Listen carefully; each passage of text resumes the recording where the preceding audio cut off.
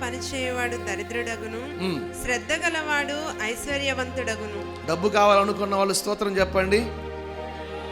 కొంతమందికే కావాలనుకుంటా. ఎవరైతే కావాలనుకున్నా వాళ్ళకి దేవుడు ఇచ్చును గాక. సోమరివాడు ప్రయాసపడతాడు కానీ ఏమీ దొరకదు, అక్కడ ఏమీ దొరకదు. కానీ శ్రద్ధ కలిగిన వానికి ఐశ్వర్యము కలుగుతుంది.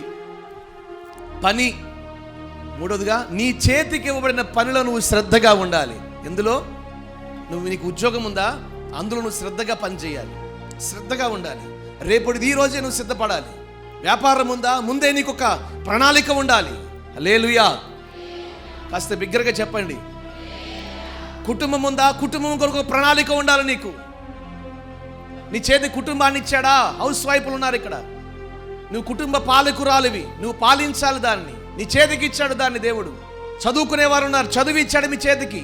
ప్రియమైన దేవుని ప్రజలారా, నా దేవుడు మీ చేతికి ఇచ్చిన దాంట్లో మీరు శ్రద్ధ కలిగి ఉంటే ప్రభు ఆశీర్వాదం మీ మీదకి వస్తుంది. నాకేం చదువు రావట్లేదని అంటారు. అసలు నువ్వు చదువుతున్నావా అంటారు. నవ్వుతారు, పొళ్ళు బయట పెడతారు. చదవకుండా అట్ట అవుతుంది నీకు? చదివితేనే కదా వచ్చేది. చదువు, కష్టపడు, శ్రద్ధ కలిగి ఉండు, ప్రభు నిశ్చయంగా అభివృద్ధి పరచును గాక.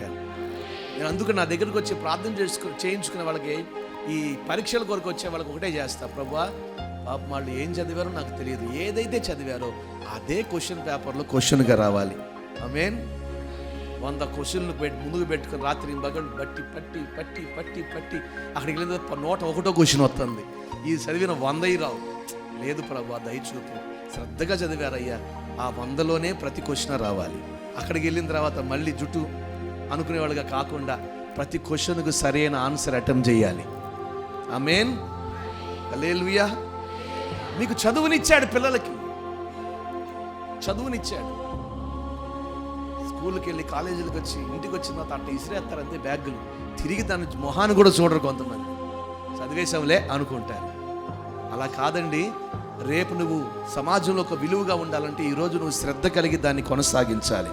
అంతేకాదు, నీ ఉద్యోగంలో కూడా, నీ వ్యాపారంలో కూడా, నీ చేతికి ఇవ్వబడిన దేనిలో కూడా నువ్వు శ్రద్ధగా ఉండాలి.